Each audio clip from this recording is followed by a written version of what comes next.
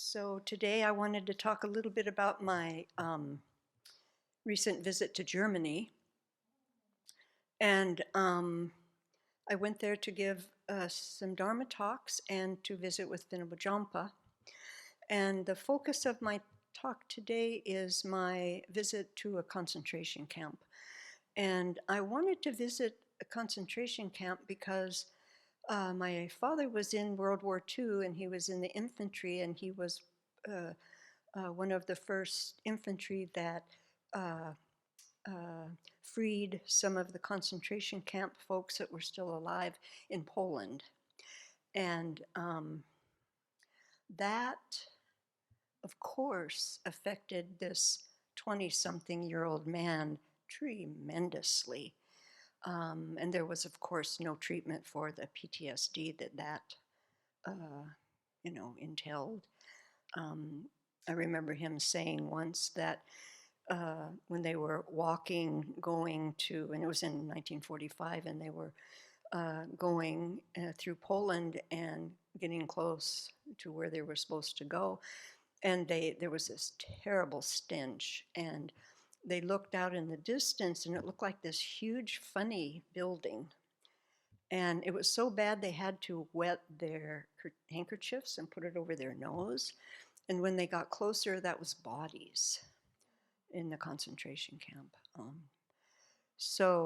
But there were still some people alive, and so they helped them. And anyhow, so ever since I heard that story, and I heard that story when I was pretty young, it always piqued my interest to actually go to where one of these were.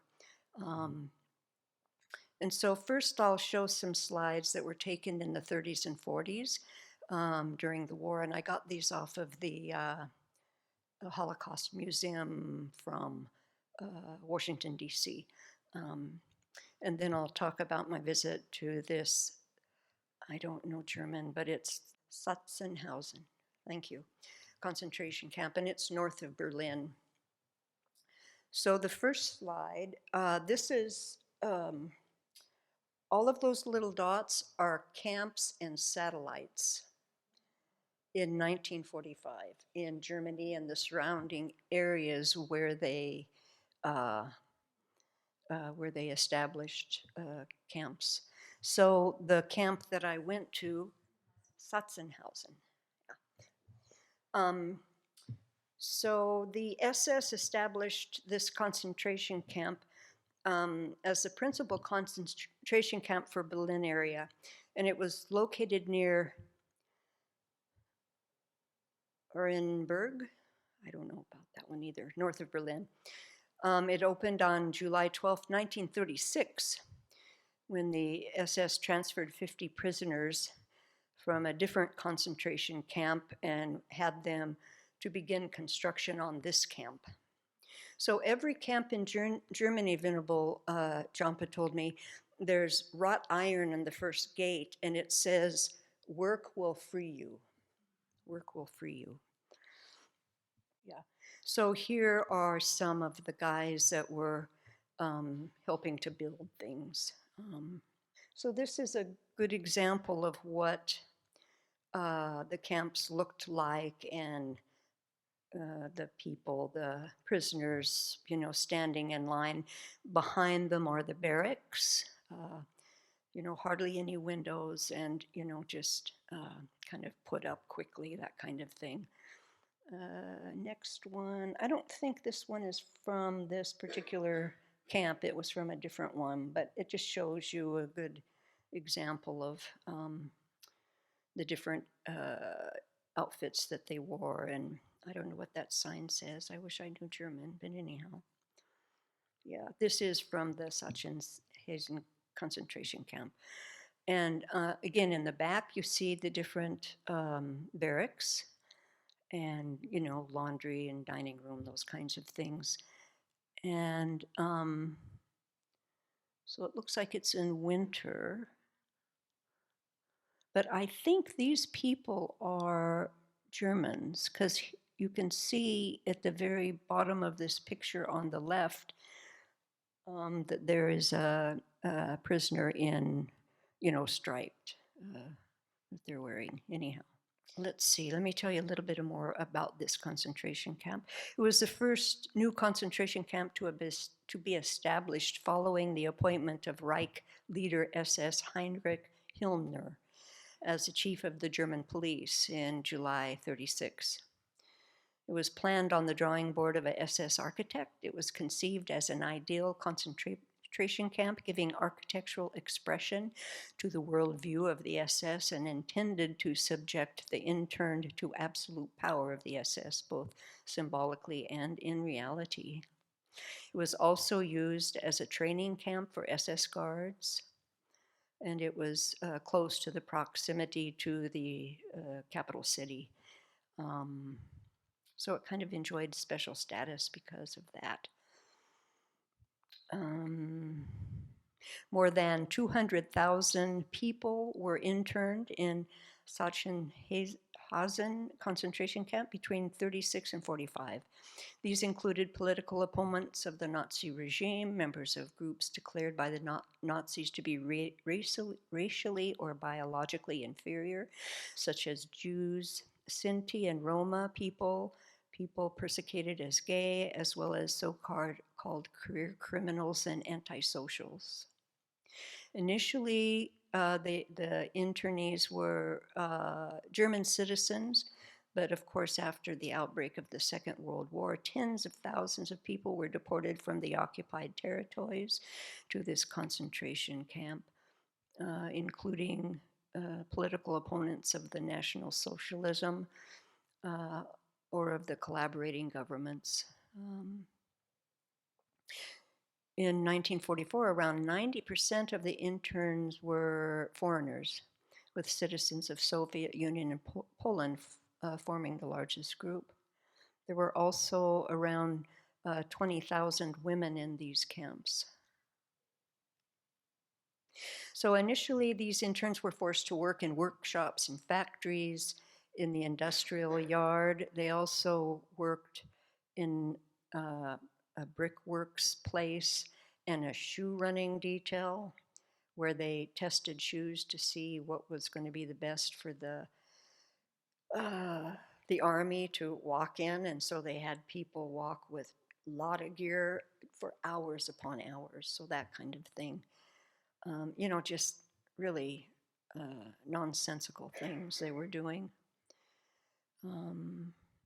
And they were also helping build these huge, gigantic structures planned by the Nazis that were going to go in Berlin. So these tens of thousands of prisoners died in this concentration camp as a result of course, hunger, disease, forced labor, medical experiments, and mistreatment, or just were victims of systemic extermination operations by the SS.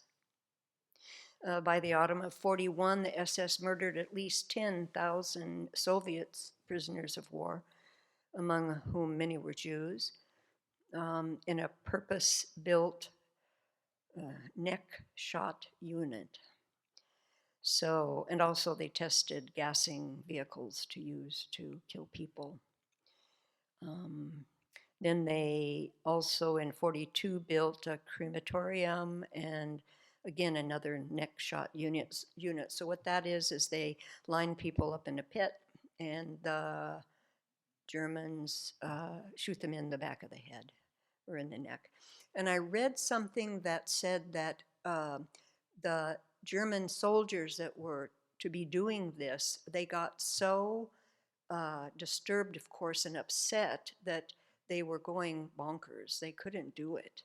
And so that's why the head up people started thinking about using gas chambers. And for a while they used lime, sprayed people with lime and then water and then buried them. And of course they just burned, So they were trying different things like that. So when the Soviet Red Army reached close to this camp, then they were ordered to make preparations to evacuate the camp. And so they started them on this death march. And if somebody stumbled and couldn't walk anymore, they were killed right there. So not so many ended up going to their destination. I think 13,000 ended up in Bergen-Belsen and one other concentration camp. So, of course, I can't tell you just how terrible this was. Let's see what else we have now. So, these are some Soviet troops that are in the camp, and of course, in the winter. This is a picture of the shoes that they took off the people after they killed them. So, you know, they kept everything from the people that they murdered to use for the troops and whatever. This is a picture of getting some of the folks out when the Americans came, and you can see just how debilitated they are. They are totally starving to death, but you know, still alive. Let's see, what is it? Oh, this was the front of the building before you go into the concentration camp. So now we're on modern day right now. So this is the parking, and then we walked through those places there, and I think some of those signs said something like, we will never forget, those kinds of things. This place was huge. It was huge. So all of this grass that is just empty, nothing, there were barracks there. And so after World War II, they tore down a lot of it for wood and whatever, you know, for the local people. But they kept some, and then they refurbished some, and then we could walk through all of those. And I'll just say, when we got inside, even before we were in a building, the energy of that place was so heavy and so dark. It did just feel like death, I will say. It just felt like death there. I didn't hear any birds. I didn't see any insects walking around. It was just dead. That big pillar there, it has triangles on it, and the different groups had a triangle that told the guards what they were. Some were Jewish, some were gay, some were Roma, some were, you know, political prisoners, I guess, like that. Some were people that they were doing experiments on, so that kind of thing. So, and that just shows there was probably maybe 15 triangles, so that many kinds of groups that they, you know, put into groups and kept there. So this was in one of the rooms, and they did a lot of really weird and very icky experiments on people here. And so this is just some of the medicines that they tried on people, and you know, that kind of thing. I don't know where they got these doctors, but they were like Frankenstein doctors. They were just bonkers. You know, they were just, yeah, did things that were just so nonsensical. So this is the autopsy room. So by law, every person that died had to get an autopsy. So they couldn't keep up with all of the deaths. So what they did was put them on here, open, and then close, and then throw them in a different room. So, and they just put on their, you know, death by pneumonia or whatever, you know, they just put something. After a while, it got so many, that they started having the prisoners start doing that. So they had to do that with, of course, the people that we're living with. So horrible, horrendous. Yeah. This is the room where they threw all the bodies. And they were jam-packed full. There was 2 rooms like this, jam-packed full. This is a guard thing where the guard is up there with guns. And along the wall here, there was somebody saying names, and just a tape that said all of the names of the people that died here, and it just goes on 24/7 for forever and ever. And there were a lot of people there from Germany, which I thought was wonderful to see, I'll tell you. It was quite crowded, and many of them were standing there listening. So they were very interested in this. We went to this place with Vinabajampa's sister and brother-in-law, and they had never been, but they lived in East Germany, and before the wall went down and whatever.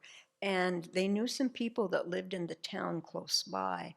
And the general story of the people is they said they had no idea what was going on. And of course, that is ridiculous and not true, because they saw the trains come in, they saw the people being marched in, they heard gunshots. When the oven started, they smelled that. So this reminds me of how critical it is that when things are going in a way that is totally unethical and hard to believe, we have to bear witness to it. We have to show them that we see it and that it's not okay. No matter what it is, we have to do that. This is their bathroom. And of course, not men's and women's, just everybody. I don't think there were kids in this one, but there certainly were in others. And just, terrible, of course. And a lot of times, it said on one of the things there that this is the place where a lot of people would get beat because it was easy to get to them and they didn't run away or whatever. And so, yeah, just so icky. This is the barracks, so this is where people slept. Um, if they were lucky, they had one blanket. Some were not lucky, and so it was just, laying on that. Um, so, really terrible situation. These are the ovens that they built after some time. And so they'd put the person on the plank and then in they'd go.